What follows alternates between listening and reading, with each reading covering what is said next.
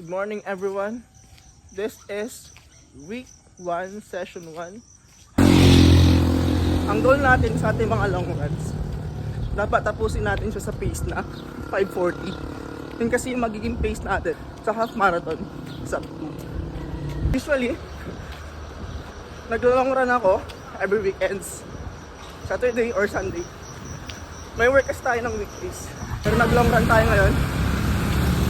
Kasi medyo matindi yung carb up natin kahapon. Around 1,800 calories sa isang upuan lang. Ganyan ang sabi ko, okay mag-guilty sa cheat days. Huwag natin siyang sayangin. Gamitin natin siya as fuel sa mga long runs natin. Tulad nito.